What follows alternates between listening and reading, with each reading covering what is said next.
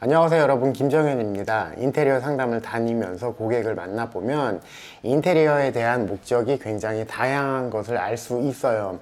물론 의뢰이 창업을 하니까 당연히 인테리어 해야 하는 거 아니냐라고 생각하시는 분들도 계시는데, 창업을 하면서 인테리어가 꼭 필요한 경우도 있고 그렇지 않은 경우도 있어요. 오늘 영상 보시면서 내가 인테리어를 준비하고 있다면 과연 꼭 해야 하는지 말아야 하는지 한번 생각해 보시는 기회가 되면 좋겠습니다. 영상 끝까지 봐주시고 좋아요하고 구독도 많이 눌러주시면 좋겠습니다. 얼마 전에 유튜브 구독자라고 하시는 분과 인테리어 상담을 한 적이 있어요. 도착하자마자 저를 보시고 나서 이야기를 좀 들어달라고 하시더라고요. 아주 오래전에 학생들을 가르치기 시작했는데, 그 당시에는 어떤 학원의 교실 하나를 빌려서 작게 운영을 하고 있다가 결국은 그 학원 전체를 다 인수를 하게 되셨고, 지금은 학생이 더 많아지면서 마침 옆에 붙어 있는 학원이 또 나와서 인수를 하셨다고 해요. 이 시점에서 인테리어에 대한 필요성을 느끼고 인테리어에 대해서 생각을 하게 되셨다고 했어요. 현재 가지고 있는 예산으로 가능할지 타 업체와도 미팅을 해보셨다고 했고, 저 역시 현장을 둘러본 후에 지금 어떻게 운영하고 계신지도 여쭤봤어요. 기존 학원 교실을 활용하고 좀 부족할 때는 인수한 그 옆에 학원 교실도 활용한다고 하셨는데, 몇몇 공간을 개선해서 스터디 카페처럼 만들고 자습실로도 활용하고 싶다고 하셨어요. 말씀을 듣고 나서 제가 내린 결론은 인테리어 하지 마세요 라는 거였어요. 제가 겪어온 바로는 상업 인테리어를 하면서 그 목적을 몇 가지로 나눠볼 수가 있어요. 첫 번째, 경쟁이 심한 지역에 들어가서 창업을 할 때 인테리어가 하드웨어적인 우위를 점할 수 있는 마케팅 수단으로 활용이 돼요. 작업했던 많은 공간들이 이렇게 활용되면서 눈길을 끌고 영업에도 도움이 됐던 적이 많이 있었고요. 특히 헬스장 같은 경우는 여러분들이 보시기에도 여기저기 많이 있을 거예요. 사실 헬스장 같은 공간에서 운동을 해보기 이전에는 딱 들어갔을 때 느껴지는 분위기, 여기 운동 좀 할만 하겠구나, 이런 느낌이 들 때 회원들이 등록을 하게 되는 거잖아요.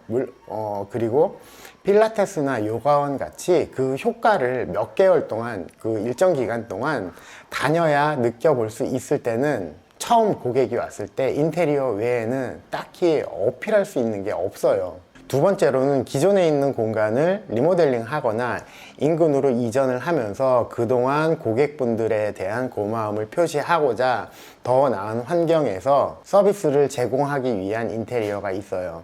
병원이 특히 이런 경우가 많이 있었는데, 원장 선생님께서 그동안 진료를 잘 해오셨다면 인테리어하고 상관없이 환자분들은 여전히 많이 있을 거예요.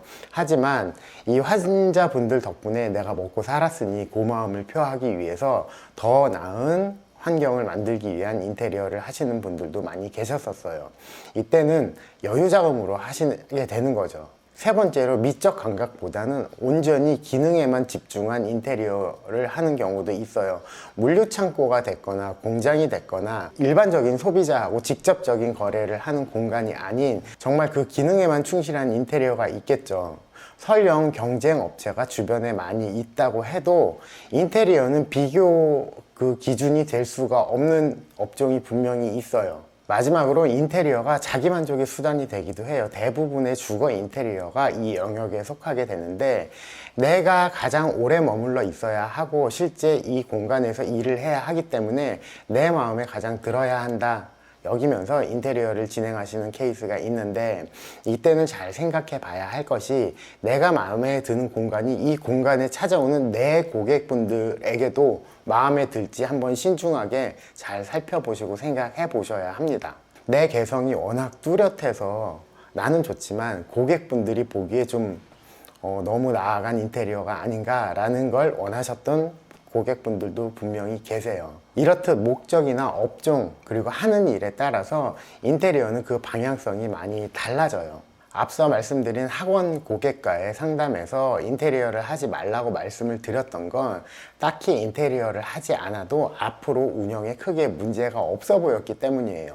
이 학원의 경우는 인테리어가 첫 번째 마케팅 영역에 속하지도 않았었고요. 학생들이 더 나은 환경에서 공부할 수 있도록 개선하고 싶은 두 번째 목적에 부합했지만 여유 자금으로 하기에는 좀 부족해서 따로 재원을 마련해야 하는 상황이었어요. 그럼에도 인테리어를 원하신다면 이때는 자기 만족의 영역에 속하게 되는데, 현재 가지고 있는 예산으로 만족감을 드리기에는 좀 부족해 보였고, 이렇게 진행을 하면 나중에 비용만 낭비했다는 생각이 들기 쉬운 사례여서 인테리어를 하지 않았으면 좋겠다는 말씀을 드렸던 거였어요. 인테리어를 예정 중이거나 준비 중인 분이 계시다면 내가 창업하려는 업종이 어떤 것인지, 어떤 인테리어가 목적에 가장 적합한지 한번 꼼꼼히 생각해 보셔야 합니다. 어떤 공간이 되었든 인테리어를 하면 물론 더 나은 공간이 되겠지만, 자칫 내 돈이 허투루 쓰이고 허탈감만 남는다면 인테리어는 예상 낭비 그 이상도 그 이하도 아니게 돼요. 큰 돈 들어가는 인테리어 업종이나 목적 한번 다시 꼭 생각해 보시고 진행하시면 좋겠습니다. 오늘 영상은 여기까지 할게요. 감사합니다.